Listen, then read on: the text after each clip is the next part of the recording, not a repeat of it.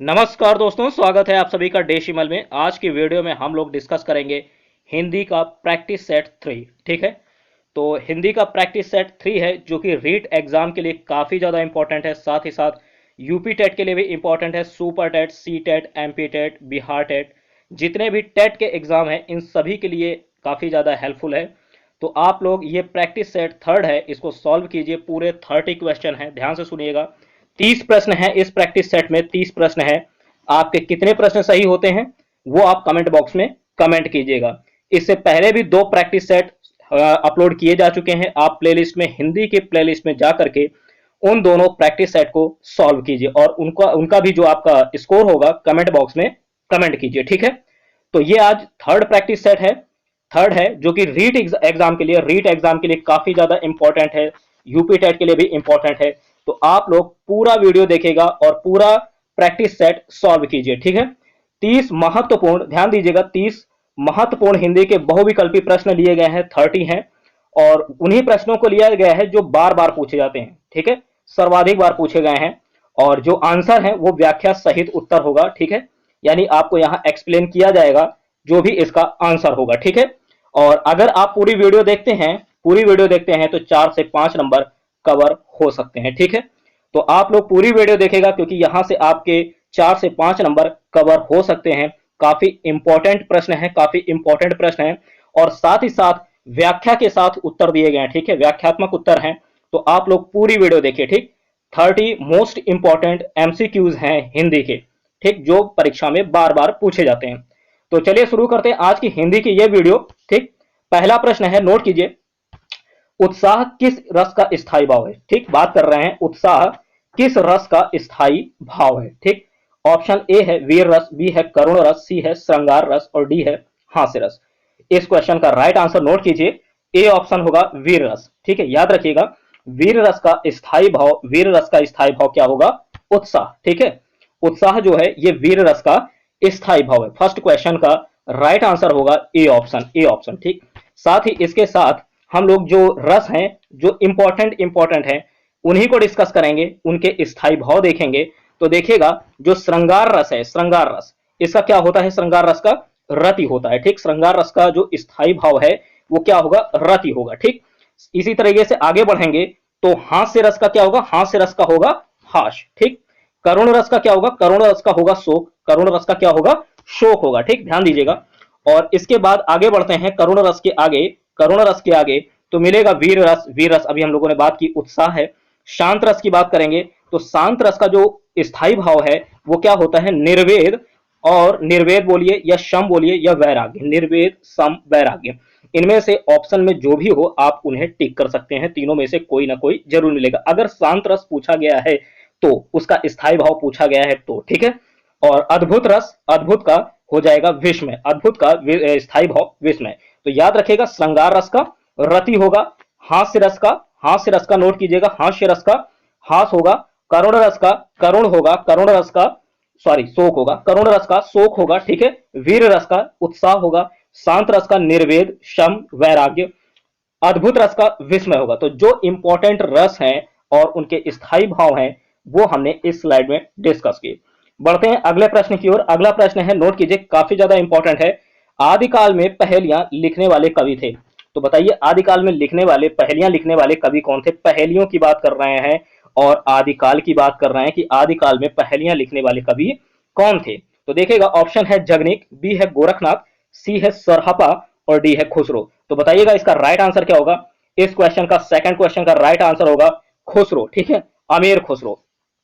खुसरो जो है ये आदिकाल में पहेलियां लिखने वाले कवि थे, पहेलियां लिखने वाले कवि थे खुसरो। ठीक, इस क्वेश्चन का राइट आंसर डी ऑप्शन होगा। साथ ही साथ आप लोग अपना सपोर्ट इसी तरीके से बनाए रखिए और चैनल को सब्सक्राइब कर लीजिए। ठीक है, आप लोगों का सपोर्ट काफी ज्यादा इंपॉर्टेंट है, तो अपना सपोर्ट बनाए रखिए और चैनल को सब्सक्राइब कर लीजिए। ठीक है, देखिएगा अगला प्रश्न है। देखिए प्रश्न क्या, इसके बारे में कुछ नोट है। आदिकाल में देखिए पहेलियां लिखने वाले कवि जो थे, पहेलियां लिखने वाले कवि आदिकाल में वो कौन थे? अमीर खुसरो। कौन थे?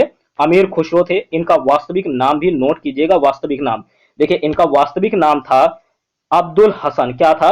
अब्दुल हसन। आपको याद रखना होगा कि अगर अमीर खुसरो का वास्तविक नाम पूछा जाए तो अब्दुल हसन था। ठीक, और ये निजामुद्दीन औलिया के शिष्य थे। देखिए प्रश्न यहां से भी आ सकता है कि बताइए अमीर खुसरो किसके शिष्य थे। चार ऑप्शन दिए जाएंगे, राइट आंसर आप निजामुद्दीन औलिया टिक करेंगे, निजामुद्दीन औलिया सेलेक्ट करेंगे, ठीक है। साथ ही अमीर खुसरो को खड़ी बोली के आदि यानी प्रथम कवि भी माना जाता है, ठीक है। देखिए खड़ी बोली का प्रथम कवि किसे कहा जाता है, खड़ी बोली के प्रथम कवि, खड़ी बोली के प्रथम कवि अमीर खुसरो को किसे कहा जाता है, अमीर खुसरो को खड़ी बोली का प्रथम कवि या पहला कवि माना जाता है, या आदि कवि भी कहा जाता है अमीर खुसरो को। अगर प्रथम कवि ना पूछा गया और ऐसे कह दिया जाए आदि कवि कौन है, आदि कवि, ठीक, तो इसका मतलब ये प्रथम कवि ही पूछा जा रहा है। आप इस बात को भी ध्यान रखिएगा, ठीक है, कि अगर कहा जाए खड़ी बोली का आदि कवि किसे कहा जाता है तो राइट आंसर अमीर खुसरो ही सेलेक्ट करेंगे, ठीक है। इसके आगे जरा देखिएगा, सरहपा आदिकाल के कवि हैं, आपको यह भी याद रखना है कि सरहपा किस काल के कवि हैं, तो ये भी आदिकाल के कवि हैं, ठीक है। और अभी बात कर रहे हैं हम लोग अमीर खुसरो के, ये भी आदिकाल के कवि हैं, ठीक। और इसके आगे देखेंगे कि सरहपा जो है इन्हें हिंदी का प्रथम कवि, देखिए अमीर खुसरो को खड़ी बोली के आदि कवि या प्रथम कवि माना जाता है, लेकिन अगर हिंदी का प्रथम कवि बोले, हिंदी का प्रथम कवि, बात को ध्यान दीजिएगा, क्वेश्चन पर ध्यान दीजिएगा कि हिंदी का प्रथम कवि तो वो है सरहपा। कौन है, सरहपा। सरहपा को कौन कौन से नामों से पुकारा जाता है, कौन कौन से नामों से जाना जाता है, तो देखिएगा सरोज वज्र राहुल भद्र, सरोज वज्र राहुल भद्र आदि नामों से सरहपा को, ठीक है, जाना जाता है। और ये किस काल के कवि थे, सरहपा ये आदिकाल के कवि, आदिकाल के कवि थे, ठीक है। इतना आपको फैक्ट याद रखना है, इतना फैक्ट याद रखना है आदिकाल से रिलेटेड, ठीक। बढ़ते अगले प्रश्न की ओर, देखिएगा थर्ड नंबर क्वेश्चन है, मेज से बिल्ली कूदी, ठीक है, मेज से बिल्ली कूदी। तो देखिए जब मेज है और उस पर से बिल्ली कूद रही है, बिल्ली कूद रही है, तो इसका मतलब ये है, इसका मतलब ये है, इसका मतलब ये है कि बिल्ली मेज से कूदी तो अलगाव की स्थिति हुई, किसकी स्थिति हुई, अलगाव की, ठीक है। तो यहां पर आपको बताना है कि मेज से बिल्ली कूदी वाक्य में कौन सा कारक है, ठीक है, आपको कारक बताने हैं, ठीक। अभी हम लोग इस पे भी डिस्कस करेंगे, कारक के लिए भी और भी बाकी देखेंगे कारक। तो देखिएगा मेज से बिल्ली कूदी काफी ज्यादा इंपॉर्टेंट है। ऑप्शन ए है संप्रदान कारक, बी है कर्म कारक, सी है अपादान कारक और डी है करण कारक। तो याद रखिएगा जब भी अलगाव की स्थिति हो, जब भी अलगाव की स्थिति हो, तो आप वहां पर देखिए मेज से बिल्ली कूदी है, तो इस स्थिति में कारक होगा अपादान। कौन सा होगा, अपादान कारक, ठीक। मेज से बिल्ली कूदी वाक्य में कौन सा कारक है, अपादान कारक है। तो थर्ड क्वेश्चन का राइट आंसर सी ऑप्शन होगा। साथ ही इससे रिलेटेड जो भी फैक्ट है वो भी देखेंगे। देखिए यहां पर जो दिया है ये कारक है और कारक चिन्ह है, कारक है और कारक चिन्ह है, ठीक है। तो देखिएगा कारक है, कारक चिन्ह है, कर्ता कारक, कर्ता कारक, कर्ता ने, ठीक है, कर्म को करण से या द्वारा, करण से द्वारा संप्रदान के लिए, ठीक। तो इस तरह याद रखिएगा कर्ता ने, जो कारक चिन्ह है कर्ता ने, कर्ता कारक का कारक चिन्ह आपको यहां पर याद रखना होगा कि कर्ता कारक का कारक चिन्ह क्या होगा, ने होगा, ठीक। कर्म कारक का को होगा, करण कारक से द्वारा, से कॉमा द्वारा भी याद रखिएगा, संप्रदान कारक के लिए, संप्रदान कारक के लिए, ठीक। इसके आगे देखेंगे अपादान। अपादान क्या है, अपादान होगा, अभी हमने बात की अलगाव की स्थिति या अलग होने की स्थिति, बात एक ही है, ठीक है। तो अपादान से होगा, ठीक। संबंध कारक की अगर बात करें, संबंध कारक की बात करें तो देखिएगा क की के रा री रे और नानी ने, ये संबंध कारक के कारक चिन्ह है, ठीक है। अगर बात करें अधिकरण, ठीक है, अधिकरण की बात करें तो इसमें आता है कारक चिन्ह में कॉमा पर, दोनों याद रखिएगा, में और पर दोनों, ठीक है, काफी ज्यादा इंपॉर्टेंट है अधिकरण भी। और संबोधन में हे अजी अहो, हे अजी अहो, ये संबोधन कारक के कारक चिन्ह है, संबोधन कारक के कारक चिन्ह है हे अजी अहो, ठीक। तो याद रखिएगा कितने होते हैं कारक, 8 होते हैं, आपको यह भी याद रखना है कितने होते हैं, 8, ठीक। कारक कितने होते हैं, 8 होते हैं। कारक के भेद पूछे जाए तो 8 बताइएगा। देखिए 1 2 3 4 यहां पर हैं, देखिएगा फिर से कर्ता 1, कर्म 2, करण 3, संप्रदान 4, ठीक। इसके आगे अगर बढ़ते हैं तो अपादान आपका हो जाएगा 5वां, ये 5वां नंबर है, संबंध 6ठा, अधिकरण 7वां और संबोधन 8वां। टोटल कितने भेद हुए, 8। तो याद रखिएगा कारक कितने होते हैं, 8, ठीक। बढ़ते हैं अगले प्रश्न की ओर। अगला प्रश्न देखिएगा, चौथा प्रश्न है। देखिए मैंने स्टार्टिंग में बता दिया था कि व्याख्यात्मक उत्तर होंगे, व्याख्या के साथ उत्तर होंगे, ठीक है। पूरी वीडियो में जिन प्रश्नों के उत्तर व्याख्या के साथ देने जरूरी हैं, ठीक है, उनका एक्सप्लेनेशन जरूरी है, उनका एक्सप्लेनेशन मैंने इसमें इन्वॉल्व किया, इसमें इंक्लूड किया, ठीक है। तो पूरा वीडियो आप लोग देखिए, यहां से आपको निश्चित तौर पर काफी ज्यादा हेल्प मिलेगी, ठीक है। तो देखिए इस प्रश्न का अगला प्रश्न क्या है, निम्नलिखित में तद्भव शब्द क्या है, आपको यह बताना है, ठीक है। तो देखिएगा ऑप्शन ए है भ्रमर, बी है मछली, सी है मत्स्यक और डी मस्तक, सॉरी मस्तक है, और डी है अग्नि। ठीक, तो जो शब्द संस्कृत के होते हैं, ठीक है, संस्कृत, तो वो जो संस्कृत में ज्यों के त्यों प्रयोग होते हैं वो होते हैं तत्सम। ठीक है, और जो मतलब कि हम लोग अपने थोड़ा सा बदल जाते हैं संस्कृत शब्द से, तो वो क्या कहलाते हैं, ठीक है, तो वो कहलाते हैं तद्भव। तो यहाँ पर बात की जा रही है, देखिए ये भी भ्रमर, ये संस्कृत में ही, कि एक तरह से देखा जाए संस्कृत में ज्यों का त्यों ही लिया गया है। मस्तक, अग्नि, तो जो तद्भव है वो क्या जाएगा, मछली। मछली जो है ये तद्भव है, मछली क्या है, तद्भव है। बी ऑप्शन राइट आंसर होगा। तो तद्भव शब्द हमको यहाँ से सेलेक्ट करना था, तो सेकंड फोर्थ क्वेश्चन का राइट आंसर होगा B option, B option right answer है। ठीक है, मछली, मछली जो है ये तद्भव है। बाकी भ्रमर की बात करें, मस्तक की बात करें और अग्नि की बात करें, ठीक है, तो ये होगा आपका तत्सम, क्योंकि भ्रमर यानी भौरे के लिए प्रयोग हुआ है, भौरे के लिए। ठीक, तो भौरा अगर होता तो वो तद्भव होता। मस्तक यानी माथा, ठीक है, माथा होता तो वो आपका तद्भव होता। अग्नि, अग्नि का अर्थ क्या हुआ, अग्नि का हिंदी में आग, ठीक है, तो आग क्या हुआ आपका, ये जो है तद्भव हो जाता। तो याद रखिएगा, अगर भौरा होता तो तद्भव, मस्तक यानी माथा होता तो तद्भव, आग होता तो वो तद्भव। लेकिन अगर अग्नि आ रहा है तो अग्नि तत्सम होगा, मस्तक तत्सम होगा, भ्रमर तत्सम होगा। लेकिन यहां पर मछली जो है ये क्या है, तद्भव है। ठीक, आगे देखते हैं अगला प्रश्न। फिफ्थ नंबर है, चौपाई छंद के प्रत्येक चरण में कितनी मात्राएं होती हैं। चौपाई छंद की बात की गई, चौपाई छंद काफी ज्यादा इंपॉर्टेंट है, इसको स्टार लगाइए कि चरण में, इसके चरण में कितनी मात्राएं होती हैं। अलग से प्रश्न पूछ लिया जाता है इस तरह से, तो इसमें कंफ्यूजन होता है 16-24, 16-24 में बहुत ज्यादा कंफ्यूजन होता है, ठीक है, या 11-13 में। तो देखिएगा ऑप्शन ए है 16, बी है 24, सी है 13 और डी है 11। तो बताइए इसका राइट आंसर क्या होगा। चौपाई छंद के प्रत्येक चरण में 16 मात्राएं होती, कितनी होती है, 16, ठीक है, 16 मात्राएं होती हैं। चौपाई छंद के प्रत्येक चरण में 16 मात्राएं होती हैं। इसका हम लोग थोड़ा सा एक्सप्लेनेशन भी देखेंगे। देखिए चौपाई क्या है, एक सममात्रिक छंद है, ऐसे भी प्रश्न पूछा जाता है, चौपाई कैसा छंद है, सममात्रिक, अर्ध सममात्रिक, मात्रिक, ठीक है, इस तरह से जो है ऑप्शन दिया जाएगा तो राइट आंसर आप सेलेक्ट करेंगे। चौपाई एक सममात्रिक छंद है, कैसा है, सममात्रिक छंद है, चौपाई एक सममात्रिक छंद है। चौपाई के प्रत्येक चरण में, प्रत्येक चरण की बात कर रहे हैं, प्रत्येक चरण की बात कर रहे हैं, इसमें कितनी होती हैं, 16 मात्राएं प्रत्येक चरण पर, ध्यान दीजिएगा, होती हैं। और अंत में 2 गुरु वर्ण होते हैं। अंत में कितने गुरु वर्ण होते हैं, 2 होते हैं, ठीक। और अंत में जगण तगण का आना वर्जित होता है, वर्जित होता है, ठीक है, जगण तगण अंत में नहीं आएंगे, अंत में 2 गुरु वर्ण होते हैं, ठीक। तो याद रखिएगा चौपाई एक सममात्रिक छंद है, पहला फैक्ट यहीं से याद रखिए, सममात्रिक छंद, क्योंकि प्रश्न यहीं से बन जाएगा, एक आपका एमसीक्यू यहीं से बन जाएगा कि चौपाई कैसा छंद है, सममात्रिक, अर्ध सममात्रिक, ठीक है। तो यहीं से एक प्रश्न बन जाएगा तो आप सममात्रिक सेलेक्ट करेंगे। और चौपाई के प्रत्येक चरण में 16 मात्राएं होती, कितनी होती है, 16, ठीक है। तो बढ़ते अगले प्रश्न की ओर। अगला है, देखिए समास से लिया गया है, यथाशक्ति में समास आपको बताना है, यथाशक्ति में समास। ऑप्शन ए है तत्पुरुष, बी है द्विगु, सी है कर्मधारय और डी है अव्ययी भाव, ठीक। तो देखिए समास की बात कर रहे हैं, यथाशक्ति, यथाशक्ति, ठीक। तो देखिएगा यथाशक्ति में अव्ययी भाव होगा, कौन सा होगा, डी ऑप्शन राइट आंसर होगा। यथाशक्ति में कौन सा समास होगा, अव्ययी भाव, ठीक है, शक्ति के अनुसार, यथाशक्ति मतलब शक्ति के अनुसार, तो ये होगा इसका डी ऑप्शन अव्ययी भाव का। साथ ही साथ हम लोग ये भी देखेंगे कि अव्ययी भाव समास होता क्या है। तो देखिएगा अव्ययी भाव समास की अगर बात करें तो अव्ययी भाव समास में देखिए पहला पद अव्यय और दूसरा पद जो है वो संज्ञा होता है। पहला पद क्या होता है, अव्यय होता है, और दूसरा पद संज्ञा होता है, ठीक। पहला पद अव्यय और दूसरा पद संज्ञा होता है। समस्त पद में अव्यय के अर्थ की ही प्रधानता होती है और पूरा पद क्रिया विशेषण के अर्थ में व्यवहारत होता है। तो याद रखिएगा इसमें जो मेन पॉइंट है कि पहला पद अव्यय और दूसरा संज्ञा होता है, ठीक।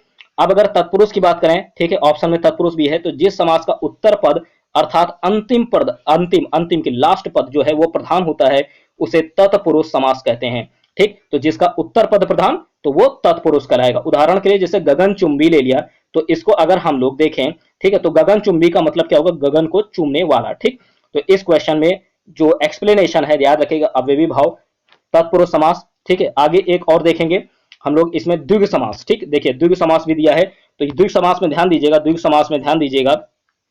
द्विगु समास के लिए हम लोग थोड़ा सा इसको जूम कर लेते हैं। द्विगु समास के लिए देखिएगा कि जिस समासिक पद का पूर्व पद संख्यावाचक, ठीक है, नोट कीजिएगा संख्यावाचक, ये मेन पॉइंट है। पूर्व पद क्या हो, संख्यावाचक हो, जिसमें संख्या का कुछ उसमें एक्सप्लेन किया गया हो, जैसे कि पंचवटी बोल दिया, शताब्दी बोल दिया गया, तो ये संख्यावाचक है।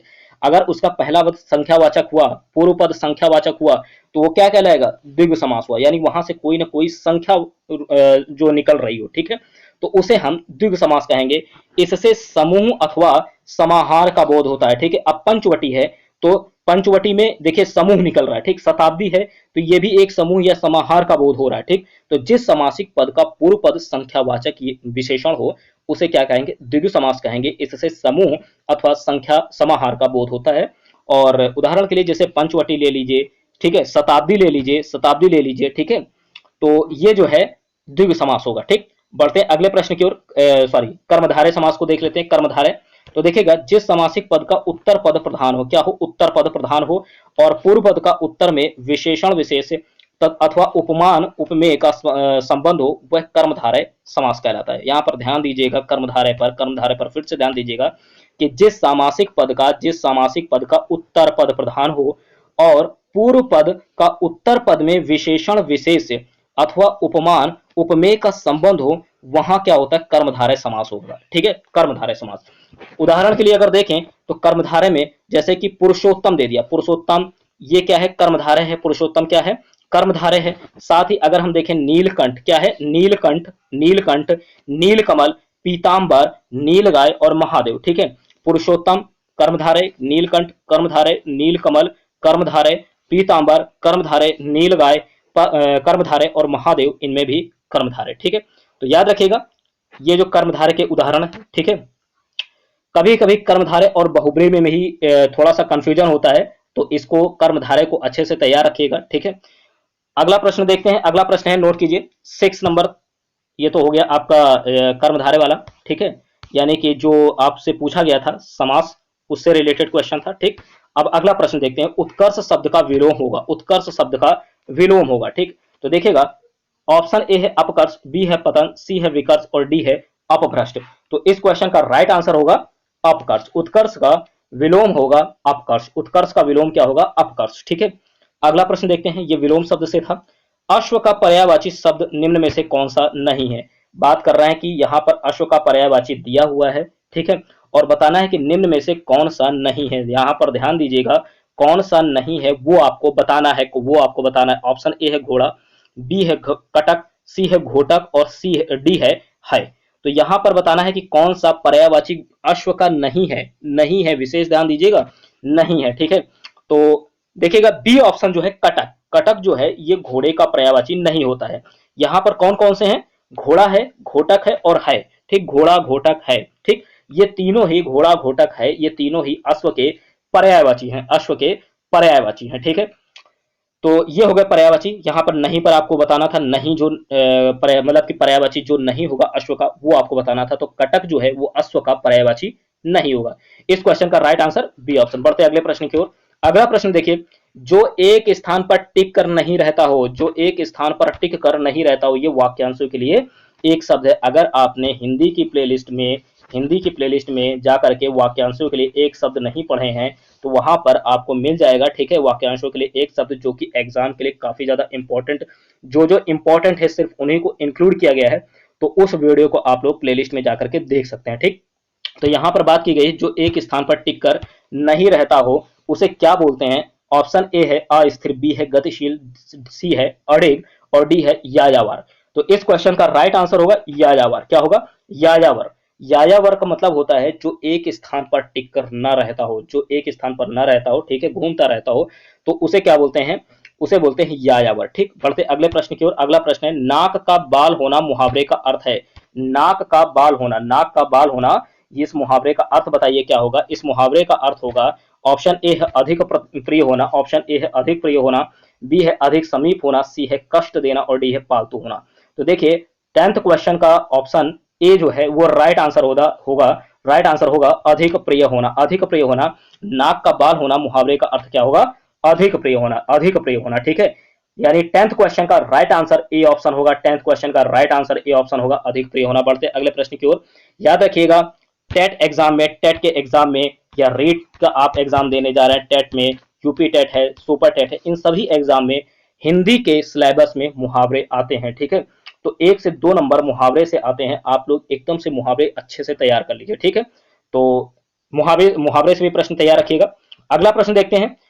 देखिए अब यहां पर थोड़ा सा पेडागोजी से भी प्रश्न पूछे जाते हैं। देखिए प्रमुख भाषाई कौशल के अंतर्गत इनमें से कौन सा एक नहीं है, ठीक है। तो देखिए प्रमुख भाषाई कौशल के अंतर्गत इनमें से कौन सा एक नहीं आता है, आपको यहां पर ध्यान देना है नहीं वाले वर्ड पर। मैंने फिर से आपको बताया कि नहीं वाले प्रश्न पर आपको विशेष ध्यान देना है, क्योंकि उनमें से 3 होंगे, चौथा नहीं होगा, कोई एक ऐसा होगा जो नहीं होगा, बाकी 3 होंगे। जल्दबाजी में क्या करते हैं, जो होता है ठीक है वो हम लोग लगा देते हैं, पूछा जा रहा है कि नहीं है वो आपको सेलेक्ट करना है। तो प्रमुख भाषाई कौशल के अंतर्गत इनमें से कौन सा नहीं आता है? ऑप्शन ए है सुनना, बी है हंसना, सी है बोलना और डी है लिखना। तो बताइए इस क्वेश्चन का राइट आंसर क्या होगा?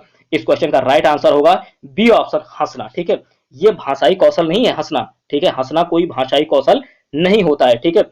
सुनना होता है, बोलना होता है, लिखना होता है। ध्यान से सुनिएगा, सुनना होता है, बोलना होता है, लिखना होता है, लेकिन हंसना कोई भाषाई कौशल नहीं है, ठीक।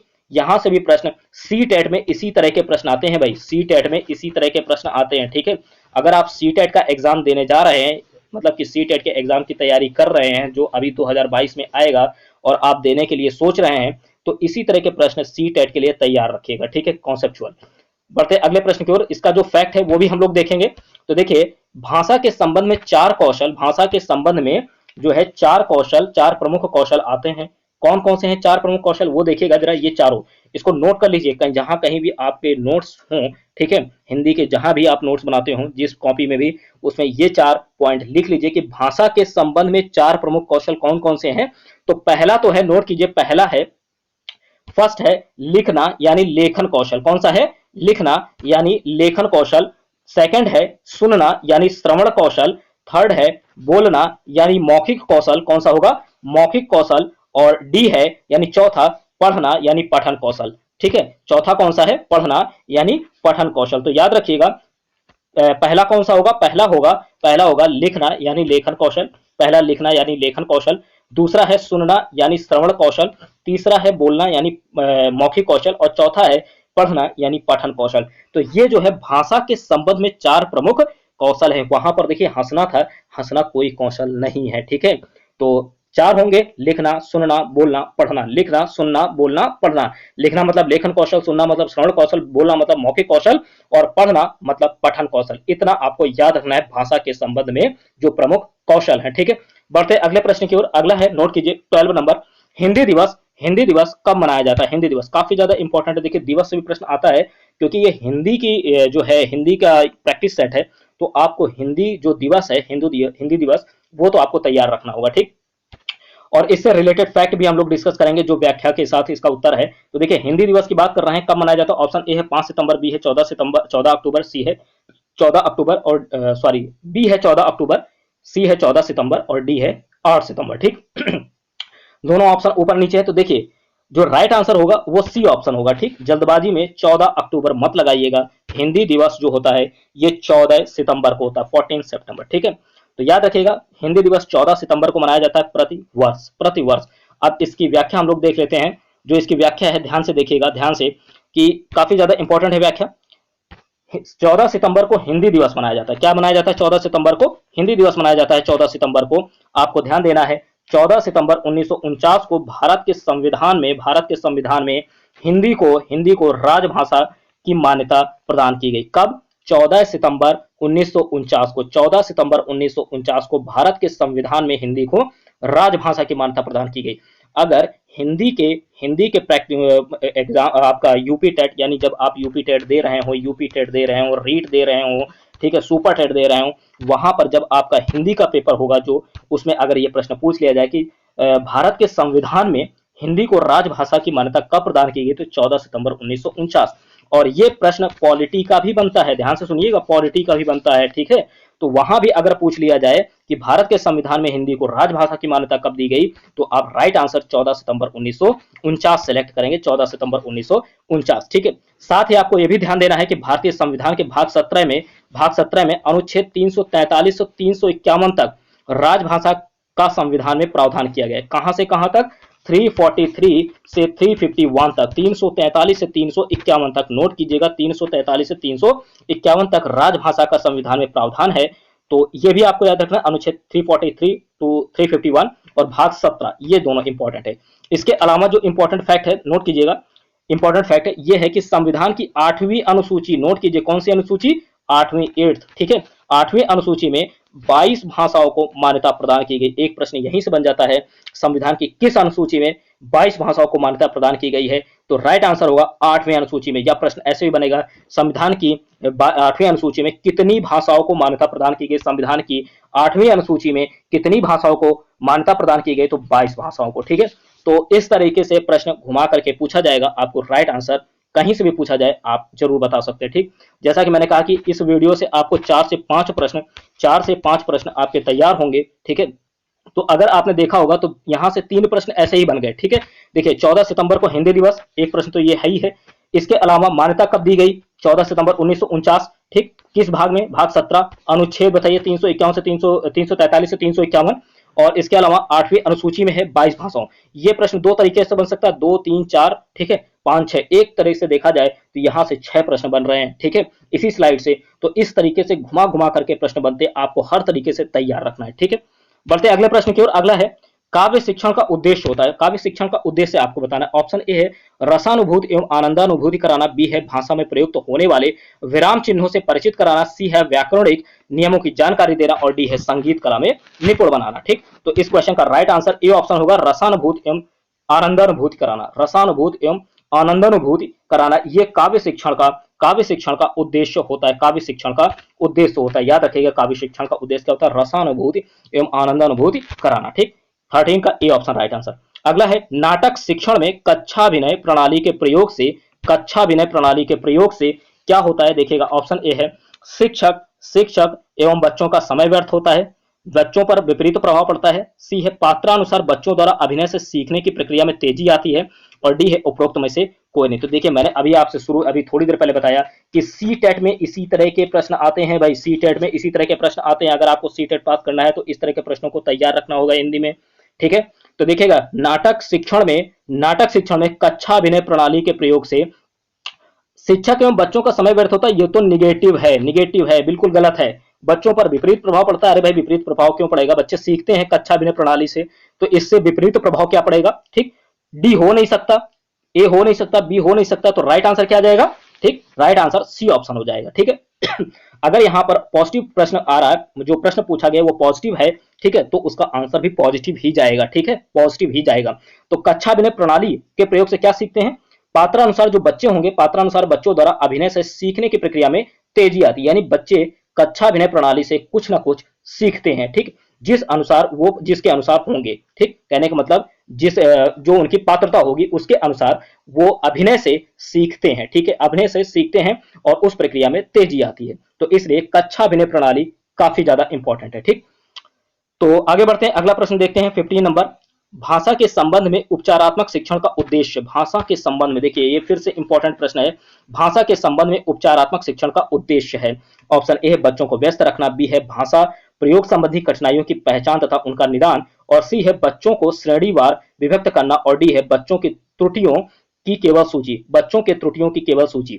तो देखिएगा यहां पर जो है ऑप्शन ए तो बिल्कुल गलत है, क्योंकि व्यस्त रखना ऐसा कुछ नहीं है। बी ऑप्शन, आपको सी ऑप्शन भी गलत लग रहा है, ठीक है, और डी भी गलत लग रहा है। इसका जो राइट आंसर होगा वो बी ऑप्शन होगा, ठीक, क्योंकि भाषा प्रयोग संबंधी कठिनाइयों की पहचान और उनका निदान, भाषा प्रयोग संबंधी कठिनाइयों की पहचान और उनका निदान, ये भाषा के संबंध में उपचारात्मक शिक्षण का उद्देश्य है। भाषा के संबंध में उपचारात्मक शिक्षण का उद्देश्य क्या होता है? कि जो भाषा प्रयोग है उससे संबंधित कठिनाइयों की पहचान की जाए और उसका निदान किया जाए, ठीक, ये है। तो इस क्वेश्चन का राइट आंसर होगा बी ऑप्शन। बढ़ते अगले प्रश्न की ओर, 16 नंबर। सच्चिदानंद हीरानंद वात्स्यायन का उपनाम क्या है? ऑप्शन ए है हरिओद, बी है निराला, सी है गुलेरी और डी है अज्ञेय। राइट आंसर होगा सच्चिदानंद हीरानंद वात्स्यायन अज्ञेय होता है, पूरा नाम इनका है अज्ञेय, सच्चिदानंद हीरानंद वात्स्यायन अज्ञेय। तो इनका उपनाम क्या है? अज्ञेय है। क्या है? अज्ञेय। तो डी ऑप्शन 16 का राइट आंसर होगा, 16 का राइट आंसर डी ऑप्शन। बढ़ते अगले प्रश्न की ओर। 17 दोहा में कितनी मात्राएं होती हैं? दोहा में देखिए अभी हम लोग ने चौपाई में बात की थी, अब यहां पर दोहा की बात की गई। दोहा में कितनी मात्राएं होती? वेरी इंपॉर्टेंट, इसको स्टार लगा लीजिए। ऑप्शन ए है 28, बी है 30, सी है 24, डी है 26। इस क्वेश्चन का राइट आंसर होगा 24 कितनी होगी? सी ऑप्शन 24 होगा, 24 होगा। दोहा में 24 मात्राएं होती, कितनी होती हैं? 24 24 24, ठीक है। और इससे पहले जो हम लोगों ने बात की थी चौपाई की, उसमें 16 होती हैं, ठीक। तो आगे देखते हैं इससे रिलेटेड जो भी फैक्ट है, इससे रिलेटेड फैक्ट है वो भी हम लोग देख लेते हैं, जो इसका व्याख्या है। देखिएगा दोहा क्या है? अर्ध सम्मात्रिक। दोहा क्या है? अर्ध सम्मात्रिक। अभी हम लोगों ने चौपाई की बात की थी, ठीक है, वो सममात्रिक था। तो दोहा अर्ध सम्मात्रिक है। दोहा दोहा अर्ध सम्मात्रिक छंद है जिसके प्रथम व तृतीय चरण में, नोट कीजिएगा, प्रथम व तृतीय चरण में 13-13, प्रथम व तृतीय चरण में 13-13 मात्राएं, द्वितीय एवं चतुर्थ चरण में 11-11 मात्राएं, ठीक। प्रथम एवं तृतीय चरण में 13-13, द्वितीय एवं चतुर्थ चरण में 11-11। तो ऐसे याद कर लीजिए 1 और 3, 1 और 3 इसमें कितनी कितनी होती हैं?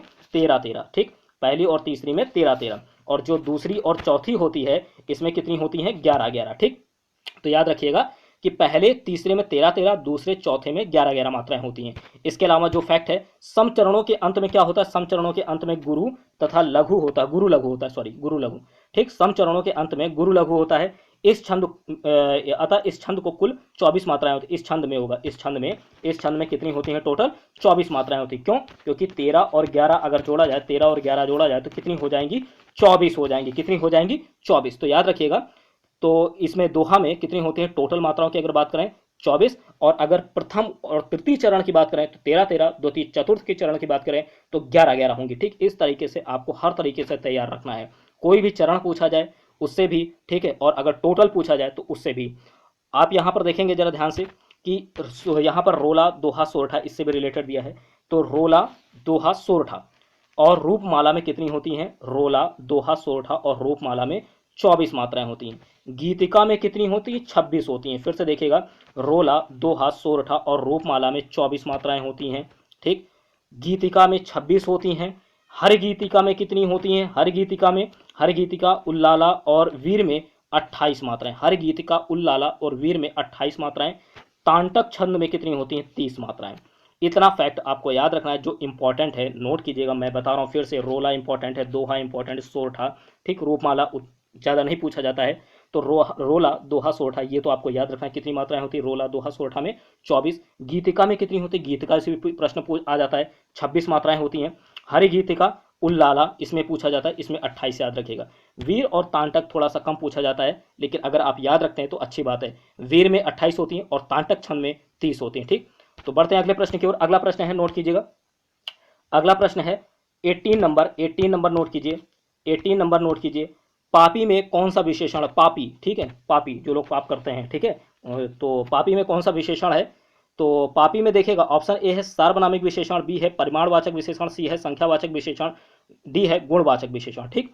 तो देखिए पापी, पापी शब्द यहाँ पर प्रयोग किया गया है, पापी। तो ये बताना है ये क्या है? गुण है, गुणवाचक है। कौन सा है? ये सार्वनामिक नहीं होगा, परिमाण नहीं होगा, ठीक है, संख्यावाचक है नहीं होगा, और ये क्या है? गुणवाचक विशेषण। पापी में कौन सा विशेषण है? गुणवाचक, ठीक। तो इस क्वेश्चन का राइट आंसर होगा डी ऑप्शन, ठीक, गुणवाचक विशेषण है, ठीक। तो पाप नहीं करना चाहिए, ठीक, पाप नहीं करना चाहिए। तो पापी में कौन सा विशेषण होगा? गुणवाचक विशेषण होगा। पाप करना गलत बात है, ठीक। आगे देखते हैं अगला 19 नंबर, सूरदास ने किस भाषा में सूरसागर की रचना की है? ठीक है, बात की जा रही सूरदास ने किस भाषा में सूरसागर की रचना की? सूरसागर की रचना किस भाषा में की है सूरदास ने? ऑप्शन ए है ब्रजभाषा, बी है अवधी, सी है राजस्थानी और डी है खड़ी बोली। तो इस क्वेश्चन का राइट आंसर नोट कीजिए, ब्रजभाषा। क्या होगा? ब्रजभाषा। जो सूरदास जी थे इन्होंने सूरसागर की रचना ब्रजभाषा में की है। किसमें की है? ब्रजभाषा में। वेरी इंपॉर्टेंट, ब्रजभाषा में कई बार प्रश्न आया, ठीक है। तो इससे रिलेटेड फैक्ट देखते हैं, देखिए जरा, यहाँ पर बात की गई, ये नोट काफी इंपॉर्टेंट है। सूरदास जी भक्तिकालीन सगुण काव्यधारा के कृष्ण भक्ति शाखा के प्रमुख कवि हैं। ये आपको अच्छे से ये लाइन तैयार रखनी है कि सूरदास जी भक्तिकालीन सगुण काव्यधारा, सगुण सगुण निर्गुण दो तरह से आएगा, सगुण काव्यधारा के कृष्ण भक्ति शाखा के प्रमुख कवि हैं। कृष्ण भक्ति तो आप तुरंत लगा देंगे, सगुण निर्गुण दो दे दिया जाएगा तो सगुण लगाइएगा। भक्तिकालीन सगुण काव्यधारा के कृष्ण भक्ति शाखा के प्रमुख कवि हैं। इनकी 3 रचनाएं हैं भैया, कितनी? 3 कौन कौन सी? सूरसागर है, सूर सारावली है और साहित्य लहरी। 3 है, सूरसागर, सूर सारावली, साहित्य लहरी। सूरसागर, सूर सारावली और साहित्य लहरी 3 है, ठीक। अब इसके आगे आपको देखना है कि जो रचना है, भाषा है, सूरदास की भाषा कैसी थी? ब्रज भाषा। सूरदास जी की भाषा ब्रज भाषा थी। हिंदी साहित्य में भ्रमर गीत काव्य परंपरा का प्रवर्तन सूरदास जी ने किया। हिंदी साहित्य में अगर पूछा जाए भ्रमर गीत काव्य परंपरा का प्रवर्तन किसने किया? तो सूरदास जी ने किया। ठीक है, ज़्यादा इंपॉर्टेंट ये है कि ये भक्तिकालीन सगुण काव्यधारा के कृष्ण भक्ति शाखा के प्रमुख कवि हैं। इनकी 3 रचनाएं याद रखिए, सूरसागर, सूरसारावली और साहित्य लहरी, भाषा ब्रजभाषा। ठीक, इतना आपको याद रखना है। बढ़ते हैं अगले प्रश्न की ओर। 20 नंबर, निम्नलिखित में से शुद्ध वर्तनी वाला शब्द, शुद्ध बताना है आपको, शुद्ध वर्तनी, शुद्ध वर्तनी। ऑप्शन देखिए, आशीर्वाद, आशीर्वाद यहाँ पर लिखना है, तो आशीर्वाद इस तरह से लिखा जाता है, आशीर्वाद, आशीर्वाद में रा ऊपर होता है। ठीक, तो ये है सही। वो आशीर्वाद अगर पूछा जाए इसकी वर्तनी, तो आशीर्वाद इस तरह से जहां भी लिखा मिले वही आपका सही होगा। ठीक, बड़ी ई की मात्रा, वा में रा और आ की मात्रा। ठीक, तो डी ऑप्शन होगा इसका। ए गलत है। ठीक, ए गलत है क्योंकि छोटे ई की मात्रा है, बड़ी ई की मात्रा है, लेकिन वा में रा नहीं है। ठीक, यहां पर भी गलत है। डी ऑप्शन राइट आंसर होगा शुद्ध वर्तनी में। अगला प्रश्न देखते हैं, दाता शब्द का स्त्रीलिंग बताइए। दाता शब्द, इसका स्त्रीलिंग बताना। ऑप्शन ए है दात्री, बी है दाती, सी है दात्र और डी है धात्री। तो इस क्वेश्चन का राइट आंसर नोट कीजिए। 21 का राइट आंसर क्या होगा? 21 का राइट आंसर है, 21 का राइट आंसर होगा दात्री। क्या होगा? दात्री। ठीक, 21 का ए ऑप्शन राइट आंसर होगा, दात्री होगा। ठीक, दात्री लगाइएगा। अगला प्रश्न देखते हैं 22, हिंदी का पहला पत्र कौन सा? हिंदी का पहला पत्र की बात कर रहे हैं। ऑप्शन ए है इतिहास तिमिरनाशक, बी है हरिश्चंद्र मैगजीन और सी है उद्दंत मार्तंड, डी है बनारस अखबार। इस क्वेश्चन का राइट आंसर होगा उद्दंत मार्तंड, उद्दंत मार्तंड। ठीक, हिंदी का पहला पत्र है उद्दंत मार्तंड। ठीक है, अगला प्रश्न देखते हैं, इससे रिलेटेड जो फैक्ट है वो पहले देखते हैं। इससे रिलेटेड फैक्ट, उद्दंत मार्तंड होगा हिंदी का पहला पत्र। अब देखिएगा काफी इंपॉर्टेंट यहां से आपको इन्फॉर्मेशन मिलेगी। देखिए, हिंदी का प्रथम पत्रिका कौन सी? हिंदी की प्रथम पत्रिका उद्दंत मार्तंड 30 मई 1826, 30 मई 1826 को कानपुर निवासी पंडित जुगल किशोर के संपादकत्व में कलकत्ता में प्रकाशित हुई। अब नोट कीजिएगा, ये कहाँ के निवासी थे? पंडित जुगल किशोर, ये कानपुर के निवासी थे। कहाँ के? कानपुर के। ठीक है, साथ ही साथ इनके संपादकत्व में कहां से ये प्रकाशित हुई थी? कलकत्ता से प्रकाशित हुई थी। उद्दंत मार्तंड का अगर प्रकाशन पूछें कि कहां से ये प्रकाशित हुई, तो ये कलकत्ता से हुई। इसके साथ ही आपको यहां पर एक फैक्ट देखिए नीचे, वेरी इंपॉर्टेंट फैक्ट है कि उद्दंत मार्तंड के प्रकाशन दिवस को ही आधार बनाया गया। किसका आधार बनाया गया? 30 मई को राष्ट्रीय हिंदी पत्रकारिता दिवस। ठीक है, ये जो 30 मई को हम लोग प्रतिवर्ष राष्ट्रीय हिंदी पत्रकारिता दिवस मनाते हैं, राष्ट्रीय हिंदी पत्रकारिता दिवस, ये उद्दंत मार्तंड के प्रकाशन दिवस को आधार बनाया गया। उद्दंत मार्तंड के प्रकाशन दिवस को आधार बनाया गया। ठीक है, तो इतना फैक्ट आपको याद रखना। 30 मई 1826 को कानपुर निवासी पंडित जुगल किशोर के संपादकत्व में कलकत्ता से प्रकाशित हुई। ठीक है, तो अगला प्रश्न देखते हैं 23 नंबर। देखिए वेरी इंपॉर्टेंट, दशरथ सुत तेहु लोक बखाना, राम नाम का मरम है आना। वेरी इंपॉर्टेंट, बहुत बढ़िया लिखा है। ठीक है, दशरथ सुत तेहु लोक बखाना, राम नाम का मरम है आना। किस रचनाकार की पंक्तियां हैं बतानी है आपको। किस रचनाकार की पंक्तियां हैं? ऑप्शन ए है कबीरदास, बी है तुलसीदास, सी है सूरदास और डी है केशवदास। इस क्वेश्चन का राइट आंसर नोट कीजिए, कबीरदास। ठीक है, ये कबीरदास जी की पंक्तियां हैं, कबीरदास जी की पंक्तियां हैं।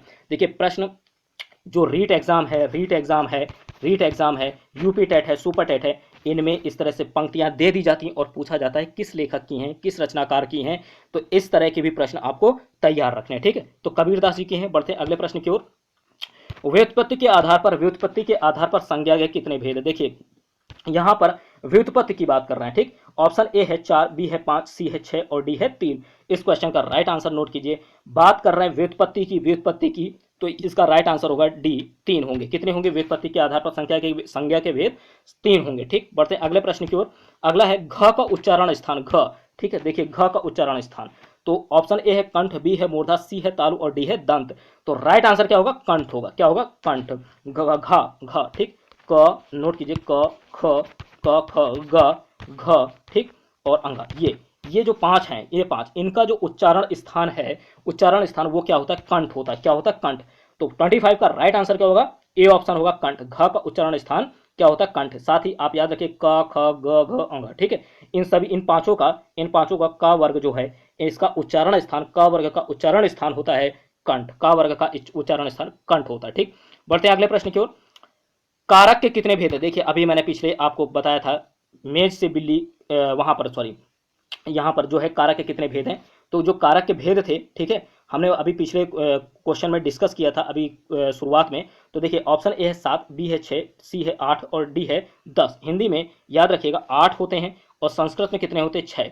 संस्कृत में कितने होते हैं? 6। ठीक, तो यहाँ पर कितने होंगे? यहाँ पर होंगे 8। कितने होंगे? 8। कारक के कितने भेद होते हैं? कारक के भेद होते हैं 8, यानी कि इसका सी ऑप्शन राइट आंसर होगा। सी ऑप्शन राइट आंसर होगा।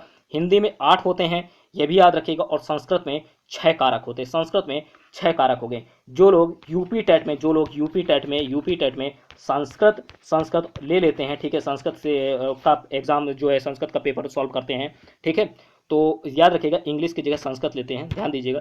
फिर से मैं बता दे रहा हूँ, यूपी टेट के एग्जाम में जो लोग इंग्लिश की जगह पर संस्कृत सॉल्व करते हैं, तो वहां पर याद रखिएगा संस्कृत में कारक कितने होते हैं, 6 होते हैं। कितने होते हैं, 6 होते हैं। यहाँ पर संस्कृत में कितने कारक होते हैं, 6, और हिंदी में 8। तो यहाँ पर कारक के भेद पूछे जा रहे थे, राइट आंसर 8 हो जाएगा। ठीक, बढ़ते अगले प्रश्न की ओर। अगला है पुनर्जन्म का संधि विच्छेद। पुनर्जन्म का संधि विच्छेद, ऑप्शन ए है पुनः प्लस जन्म, बी है पुनः प्लस नरजन्म, सी है पुनर् प्लस जन्म, डी है पुनर्हलंत प्लस आजन्म। ठीक है, तो इस क्वेश्चन का राइट आंसर होगा ए ऑप्शन, पुनः प्लस जन्म जो है ये पुनर्जन्म का संधि विच्छेद होगा। संधि विच्छेद से भी प्रश्न आते हैं, आपको संधि विच्छेद से भी प्रश्न तैयार रखने, ए ऑप्शन राइट आंसर होगा। बढ़ते अगले प्रश्न की ओर। अगला है निम्न में से भिन्न अर्थ वाला शब्द। भिन्न अर्थ वाला, देखिए यहां से भी प्रश्न आता है कि आपको 4 ऑप्शन दे दिए जाएंगे, कहा जाएगा जो भिन्न अर्थ वाला शब्द है, भिन्न अर्थ वाला, वो आप सेलेक्ट कीजिए। भिन्न अर्थ वाला, तो 3 का तो अर्थ एक जैसा होगा, फिर से सुनिएगा, 3 का अर्थ एक जैसा होगा, चौथा कोई एक होगा जो अलग होगा। ऑप्शन ए है आत्मजा, बी है कन्या, सी है नंदनी, डी है भार्या। तो देखिएगा ऊपर के तो 3, अगर आपको तैयार है अच्छे से, तो ऊपर के 3 का अर्थ एक ही है, आत्मजा कन्या नंदनी। आत्मजा कन्या नंदनी ये पुत्री के पर्याय हैं, पुत्री के पर्यायवाची हैं। आत्मजा कन्या नंदनी ये पुत्री के पर्यायवाची होते हैं। अगर यहाँ पर जो भिन्न है, ठीक है, वो क्या है, भिन्न, ये है भार्या। ठीक है, तो इसका आंसर डी होगा, आंसर डी होगा। ठीक है, क्योंकि ऊपर के 3 तो एक जैसे हैं, जो भिन्न अर्थ वाला है वो आपको बताना है, तो राइट आंसर डी ऑप्शन होगा, भार्या। यानी भार्या का मतलब क्या होता है, भार्या का मतलब होता है पत्नी। ठीक है, भार्या जो है ये पत्नी का पर्यायवाची है, पत्नी का पर्यायवाची। तो देखिएगा इस क्वेश्चन का राइट आंसर होगा डी ऑप्शन, भार्या। भिन्न अर्थ वाला शब्द बताना है, राइट आंसर डी ऑप्शन जाएगा, भार्या। क्योंकि आत्मजा कन्या नंदनी इन तीनों का मतलब होता है पुत्री, इन तीनों का पर्यायवाची, ये तीनों किसके पर्यायवाची हैं, पुत्री के पर्यायवाची हैं। तो भार्या अलग हुआ ना, ठीक है, क्योंकि भार्या जो है ये पत्नी के पर्यायवाची है।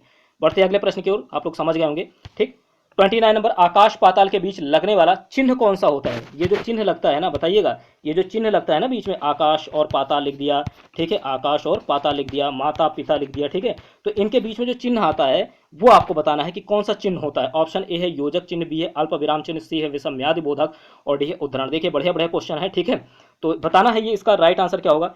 आंसर नोट कीजिए, ए ऑप्शन होगा योजक चिन्ह। क्या होता है ये, योजक चिन्ह होता है। ठीक है, योजक चिन्ह आज से याद रखिएगा, आकाश पाताल के बीच में लगने वाला ये जो चिन्ह है बीच में, ठीक है, इसको क्या बोलते हैं, योजक चिन्ह। अब आपको यहाँ पर ध्यान देने हैं, जो चिन्ह है मैंने यहाँ पर लिख दिए हैं नोट में, ठीक, इनको नोट कर लीजिए। अल्प विराम, अल्प विराम जो होता है कॉमा होता है, ये अल्प विराम होता है, जब कॉमा हम लोग लगाते हैं ये अल्प विराम होता है। विषम्याधिबोधक, ठीक है, ये एक डंडा खींचा, नीचे बिंदी रखी, ये क्या होता है, विषम्याधिबोधक चिन्ह होता है। कैसा होता है, इसको क्या बोलते हैं, विषम्याधिबोधक चिन्ह। उद्धरण चिन्ह की जब बात करें, उद्धरण चिन्ह की, तो नोट कीजिएगा उद्धरण चिन्ह, उद्धरण चिन्ह, ये जो उद्धरण चिन्ह है ये double inverted comma, double inverted comma, double inverted comma, ये जो है उद्धरण चिन्ह। ठीक, पूर्ण विराम की बात करें, ये तो खैर आप लोग जानते ही होंगे, फुल स्टॉप, ठीक है, एक डंडा खींचा, ये पूर्ण विराम कहलाता है। प्रश्नवाचक भी जानते होंगे। तो ये जो कुछ इंपॉर्टेंट थे, ऊपर के 3 इंपॉर्टेंट है, ये मैंने आपको, ऊपर के 3 जो हैं ये सबसे ज्यादा इंपॉर्टेंट है, ठीक, इन्हें नोट रखिएगा, नीचे के 2 तो आपको पता होंगे ही। ठीक, बढ़ते हैं अगले प्रश्न की ओर, और अगला प्रश्न है आज का आखिरी प्रश्न, यानी कि Hindi practice set 3। Hindi practice set 3 note कीजिए, हिंदी प्रैक्टिस सेट 3 का आज का आखिरी प्रश्न है। ठीक है, तो देखिएगा दुर्वस्था में उपसर्ग बताइए, दुर्वस्था में उपसर्ग। तो ऑप्शन ए है दोष, बी है अब, सी है दूर, और डी है दो। ठीक, तो इस क्वेश्चन का राइट आंसर नोट कीजिए, दुर्वस्था में प्रयुक्त उपसर्ग होगा, उपसर्ग आपको बताना है। इस क्वेश्चन का राइट आंसर सी ऑप्शन होगा, दूर। ठीक है, दूर, दूर जो है इसमें प्रयुक्त उपसर्ग है, उपसर्ग है। ठीक है, आपको उपसर्ग और प्रत्यय, उपसर्ग और प्रत्यय से भी रिलेटेड प्रश्न तैयार रखने हैं। ठीक है, उपसर्ग और प्रत्यय से भी रिलेटेड प्रश्न तैयार रखने हैं। ठीक, तो ये थे आज के 30 मोस्ट इंपॉर्टेंट, 30 नोट कीजिएगा, 30 मोस्ट इंपॉर्टेंट, ठीक है, क्वेश्चन बहुविकल्पी थे हिंदी के। ठीक है, आपके कितने सही हुए हैं, कितने सही हुए हैं पूरे प्रैक्टिस सेट में, आप कमेंट बॉक्स में कमेंट कीजिएगा, कमेंट बॉक्स में कमेंट कीजिएगा। और अगर आपने पूरा प्रैक्टिस सेट सॉल्व किया है, पूरा प्रैक्टिस सेट सॉल्व किया है, तो आपको यहाँ पर जितने भी प्रश्न दिखे हैं, जितने भी प्रश्न आपने सॉल्व किए हैं, आपको यहाँ पर जरूर ये एहसास हुआ होगा कि काफ़ी इंपॉर्टेंट प्रश्न है, और व्याख्यात्मक जितना व्याख्या उसकी हो सकती थी, ठीक है, जो उसके लिए जितना जरूरी है मैंने उतनी उसकी व्याख्या इंक्लूड की है। ठीक है, और वीडियो ज़्यादा लंबी नहीं करेंगे क्योंकि 30 प्रश्न ही हैं, ठीक है। पूरा प्रैक्टिस सेट जो हिंदी का है वो हम लोगों ने डिस्कस किया है, ठीक।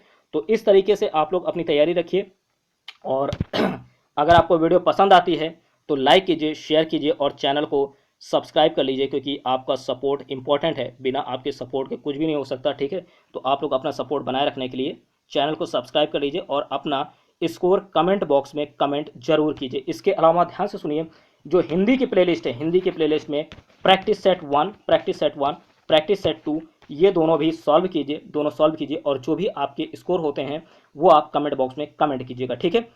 तो वहाँ से भी आपको काफ़ी इंपॉर्टेंट प्रश्न मिलेंगे, और सीडीपी का भी प्रैक्टिस सेट, सीडीपी का भी प्रैक्टिस सेट आप लोग सॉल्व कर सकते हैं अगर आपकी इच्छा है सीडीपी का, ठीक है। वहाँ पर आपको सीडीपी के 30 क्वेश्चन मोस्ट इंपॉर्टेंट जो हैं, ठीक है, उन्हीं को लिया गया है, आप उसे भी सॉल्व कीजिए। सीडीपी की प्लेलिस्ट में जाइए, सीडीपी की प्लेलिस्ट में, वहाँ पर आपको जो प्रैक्टिस सेट है वो मिल जाएगा, ठीक। तो ठीक है, अगर आपको वीडियो पसंद आती है तो लाइक कीजिए, शेयर कीजिए, और साथ ही साथ अपना सपोर्ट बनाए रखने के लिए चैनल को सब्सक्राइब कर लीजिए। मिलते हैं आपसे अगली वीडियो में, तब तक लिए धन्यवाद।